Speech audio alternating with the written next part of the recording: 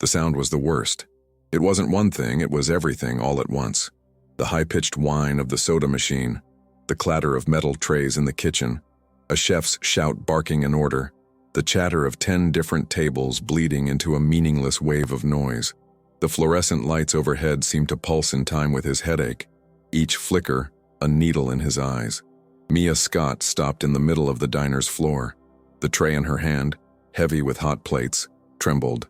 Around the world had dissolved into a blur of chaotic lights and noises. She couldn't move.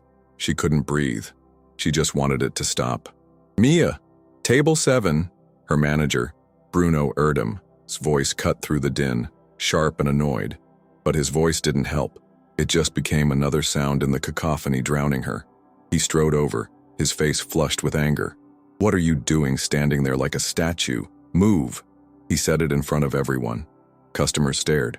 Her co-workers averted their gaze, some with pity, others with disdain.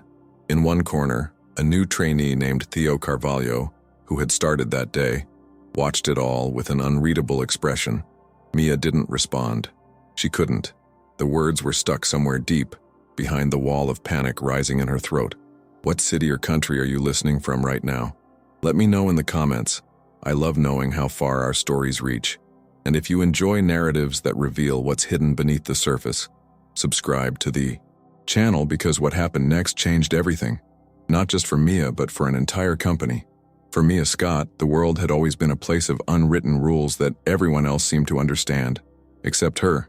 Since childhood, she found comfort not in people but in patterns, in the way a fern unfurled in a perfect mathematical sequence, in the arrangement of her books by color, then size, then alphabetical order. In her small apartment, everything had its place. It was her sanctuary, a quiet refuge from the unpredictable noise outside. Landing the job at the Golden Spoon Diner had been a victory. After dozens of failed interviews, where her difficulty making eye contact and her blunt honesty were mistaken for rudeness or disinterest, the diner had given her a chance, and she clung to that chance with all her might. She loved parts of the job. She loved the logic. Table 4 ordered 2 burgers with no pickles, 1 with extra cheese and 3 sodas, one of them diet. The information entered her mind and organized itself like a perfect file. She never needed to write anything down. Her memory was photographic, a superpower no one saw. She knew exactly how many sugar packets filled the bin, the precise time it took for coffee to brew, and the most efficient way to stack plates so dishes didn't pile up. In her inner world, the restaurant was a complex system she could optimize. She saw the bottlenecks, the inefficiencies, the wasted movements. She saw how a small change in the condiment arrangement could save precious seconds on every order, which, added up, would represent hours of work by the end of the week. But the job wasn't just about logic. It was about people, and people were the noise she couldn't filter out. Her older sister, Laura Yang, always encouraged her. "Mia, you're brilliant," she'd say during their weekly video calls. "They just don't see the world the way you do. You just need to give them time to understand." Mia tried to believe it. But each day, the hope dwindled. Her manager, Bruno Erdem, was the primary source of her anxiety. He was a man who valued a smile over efficiency, small talk over accuracy. To him, customer service was a show, a performance, and Mia wasn't a good actress. "Smile more, Mia," he'd say, snapping his fingers in front of her face. "Nobody wants to be served by a robot." He didn't understand that her smile didn't come easily, that forcing it took immense energy, leaving her drained for the work that actually mattered. She tried asking for small accommodations. Once she'd gathered all her courage to speak to him privately. "Bruno, would it be possible for me to work more of the corner tables? It's a bit quieter there, and I can focus better on orders." He'd looked at her dismissively. "Quiet? This is a diner, Mia, not a library. All stations are equal. If you can't take the heat, get out of the kitchen. Or in your case, the dining room." Another time, she asked if she could wear small, barely visible earplugs to help dull the sensory noise. He'd laughed. "Earplugs? So you can ignore the customers even more? No way. You need to be aware." Each denied request was a small door closing, locking her further into her isolation. Her co-workers, following the manager's lead, treated her like a strange cog in the machine. Bianca Petrescu, the most popular waitress, was the worst. She was everything Mia wasn't: loud, outgoing, and a master of small talk. Bianca saw Mia's quietness not as a trait but as an affront. "Here comes the ice queen," she'd whisper to others as Mia passed. "Bet she calculates the tip down to the last cent before she even hands over the bill." What Bianca didn't know was that Mia would often forfeit her share of pooled tips when she felt overwhelmed, believing she didn't deserve them if she couldn't smile enough. She just wanted to do her job, do it well, and go home to the comforting silence of her apartment. But the world seemed to demand more. It demanded a version of her that simply didn't exist. Every day she donned her uniform like armor, bracing herself for a battle no one else could see. Following her sister Laura's advice and the self-help manual she read online, Mia decided she needed to try harder. If the world wouldn't adapt to her, maybe she could adapt to the world. She started what she called Operation Normalcy. The first step was the smile. She spent hours in the bathroom mirror, practicing. She pulled the corners of her mouth up, trying to make her eyes look happy like she saw in movies. But the result was always a strange grimace, a rictus that looked more like pain than joy. Still, she tried. The next day at work, she approached a table with her new practice smile. The family, the Gonzalez couple and their 2 young children, looked at her with a strange mix of confusion and alarm. The smile didn't reach her eyes. It looked like a mask. The mother leaned towards her husband and whispered something. Mia heard the word weird. Her smile faltered and dropped. She took their order with her usual efficiency, but the damage was done. The next step of the operation was small talk. She watched Bianca Petrescu. Bianca floated between tables, laughing, making jokes about the weather, complimenting a customer's sweater, asking about another's day. It seemed so easy for her, so natural. Mia made a list of safe topics: the weather, sports. She looked up the results of the local soccer game, and generic compliments. Armed with her script, she approached an elderly couple. "The weather is present today, isn't it?" she said, the phrase sounding robotic and odd. The couple looked at her blankly. "And the local team? They certainly have played the game." The silence that followed was heavy. She retreated, her face burning with shame. The attempt to connect only made her feel more alien. Every attempt to fit in was a spectacular failure. She tried to maintain eye contact, but it overwhelmed her so much she'd forget orders. She tried to join in the gossip in the break room, but her contributions were always too literal, killing the conversation. Bruno Erdem saw all of this not as effort, but as proof of her incompetence.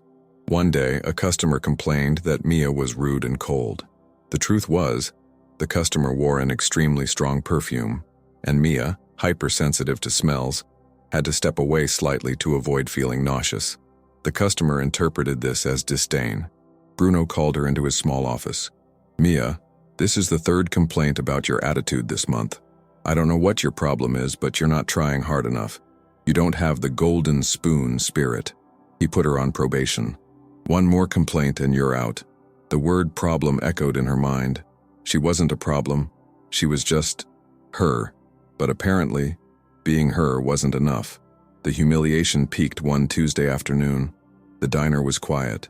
Mia was in the back, meticulously reorganizing napkin packets into perfect stacks, a small task that calmed her. She heard Bruno's and Bianca's voices coming from the kitchen. "I can't take it anymore," Bianca said with a cruel giggle.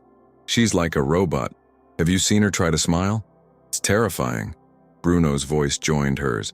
"I know. I'm just waiting for the next excuse to get rid of her. She scares customers away. No human warmth." The words hit her like stones. Human warmth. Robot. Terrifying. She shrunk, behind the shelf, wishing she could disappear. The false hope that she could change, that she could become what they wanted, crumbled to dust. All that was left was the sharp ache of rejection, not for something she did, but for everything she was. She realized, with desolate clarity, that no matter how perfectly she did her job, she would always be judged on the things she couldn't do. It was in this tense atmosphere that a man named Theo Carvalho appeared. He was introduced as a new trainee, sent from headquarters to learn the diner's operations from the ground up. He was quiet, observant, and had a gentle gaze that most people there lacked. Bruno, wanting to kill two birds with one stone, assigned Mia to train him. "See if you can teach him anything," Bruno said with a tone that suggested he doubted the capabilities of both of them. Mia felt a knot in her stomach.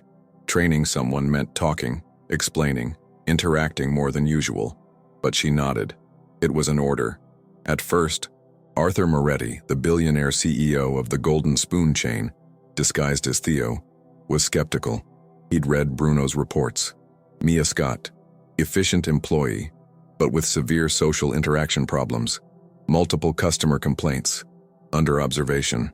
He'd come to this branch specifically because customer satisfaction numbers were dropping, despite profits remaining stable, which was a red flag.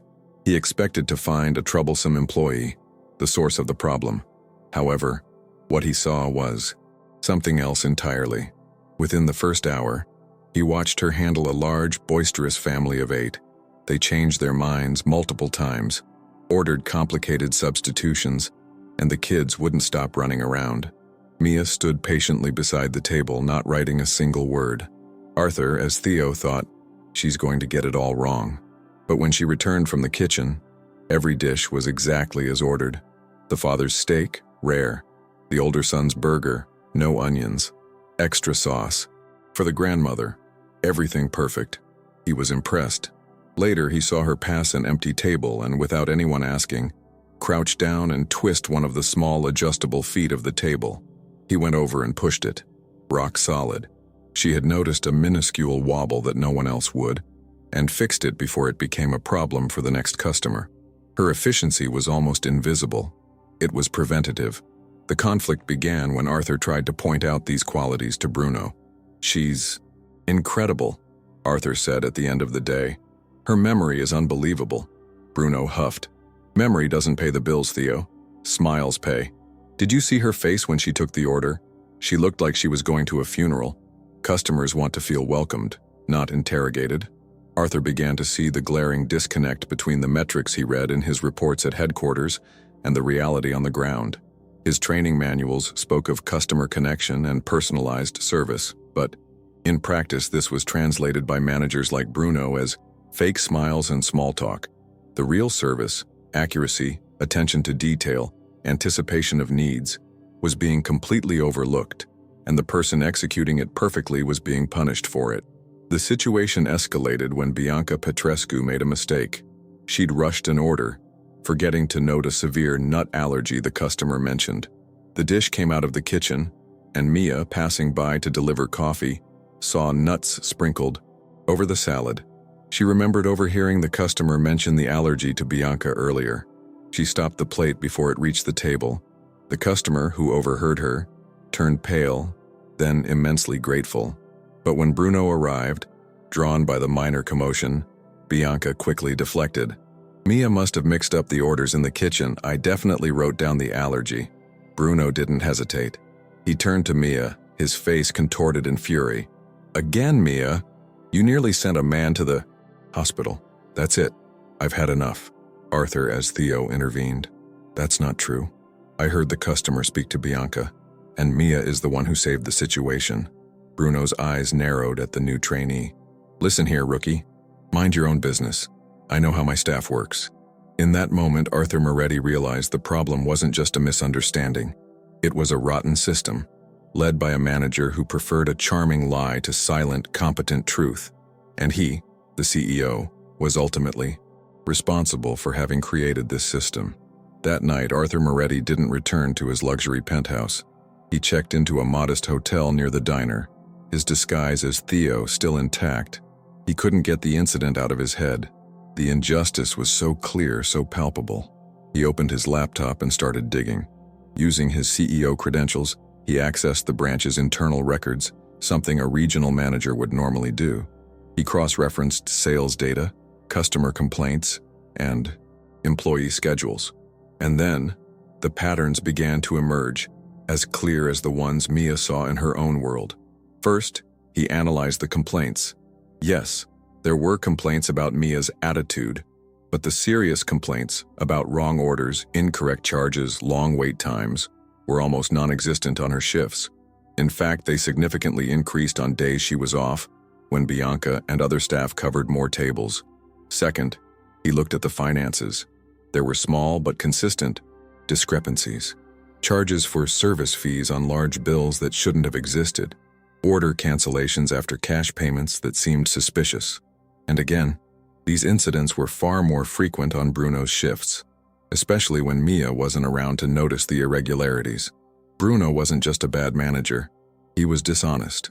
The quiet turning point, the moment Arthur's doubt became absolute certainty, came 3 days later. The diner was packed. It was Thursday lunchtime, a chaos of caillou, orders, and people. Suddenly, the front door opened and in walked Pierre Svensson. Arthur recognized him immediately. Svensson was one of the most feared and respected food critics in the country. One bad review from him could close a restaurant. He had no reservation. Bruno nearly had a meltdown. He scurried over, sweating, trying to butter up the critic, who clearly just wanted to be left alone. Bruno's panic spread through the staff. Bianca dropped a tray of drinks. The cook was yelling. It was a disaster. And in the middle of the hurricane there was Mia. Calm, focused, the eye of the storm. She was assigned to Svensson's table, to Bruno's horror. Arthur watched, holding his breath.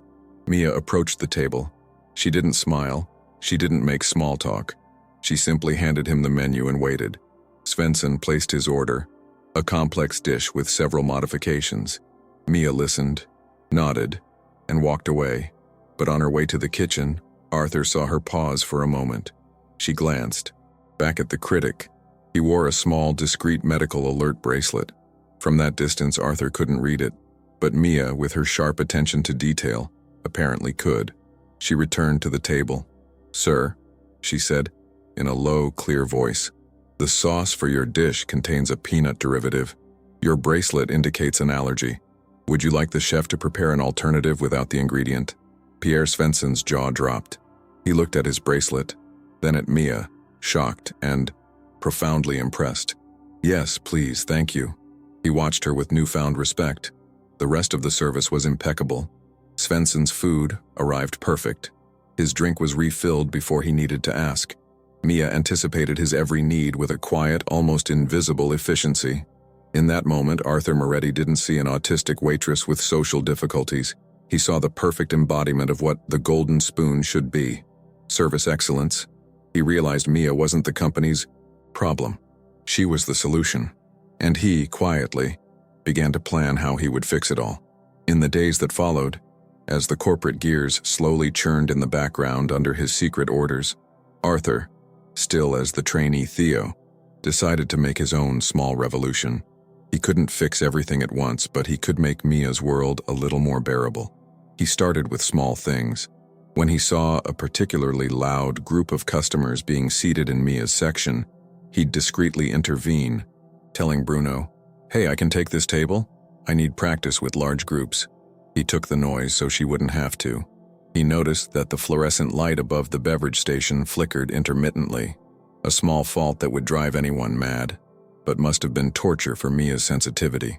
On his lunch break, he went to a hardware store, bought a new bulb, and changed it himself, telling a disinterested Bruno that he just wanted to be helpful.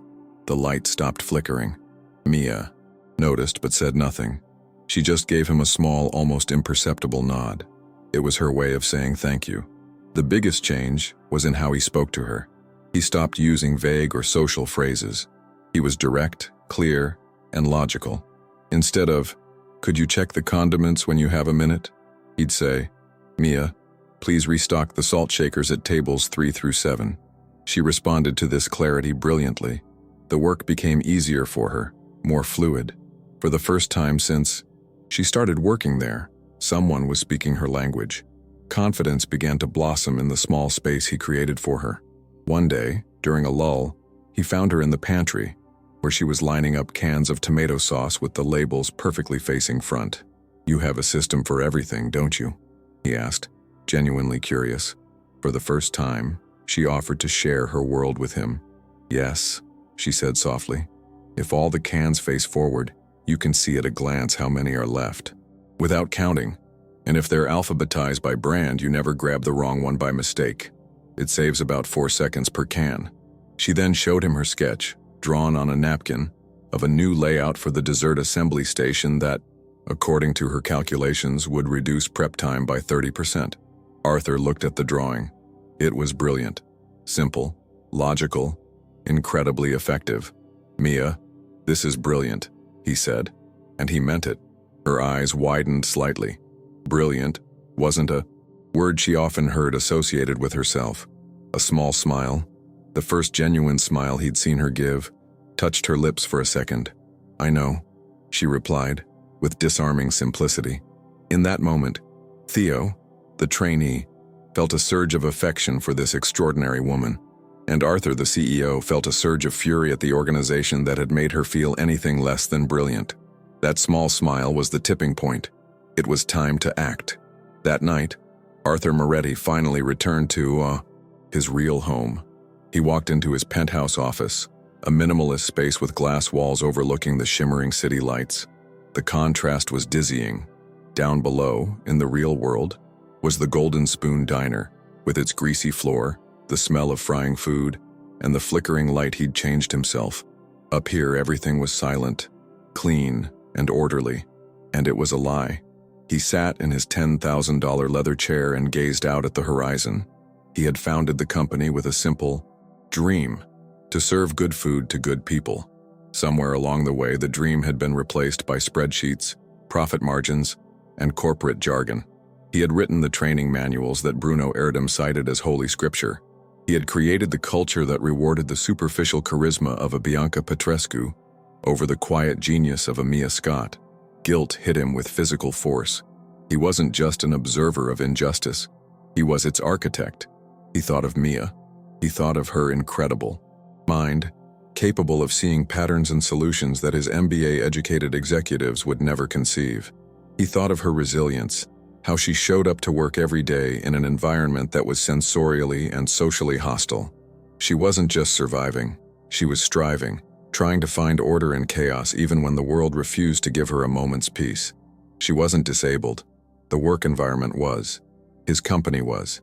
He opened Mia's employee file on his computer. He saw Bruno's negative notes, the complaints, the probation notice, but this time he saw what lay beneath.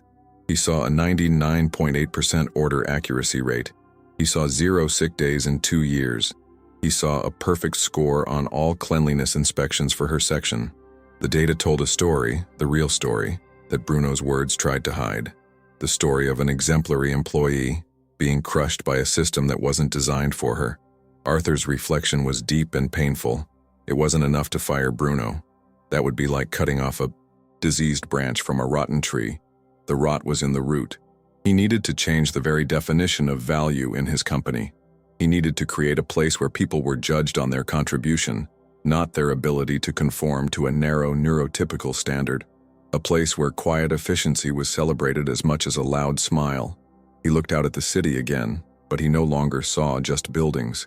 He saw thousands of windows, and behind each one, a person. How many other Mias existed? In his company, in other companies, all over the world. Brilliant, talented people being overlooked, underestimated, or dismissed because their brains worked differently. The decision solidified in his mind. No longer just a business plan, but a moral imperative. He wasn't just going to save Mia's job. He was going to ask her to help him save his company's soul. A week later, an urgent email was sent to all staff at the branch. An emergency regional performance meeting was called. Attendance was mandatory. The regional manager, Maria Berg, an imposing woman known for her stern demeanor, would be present.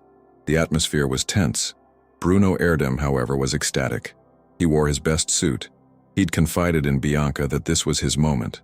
He'd prepared a presentation on how he was proactively managing staffing challenges to enhance customer experience, a veiled reference to his intention to fire Mia.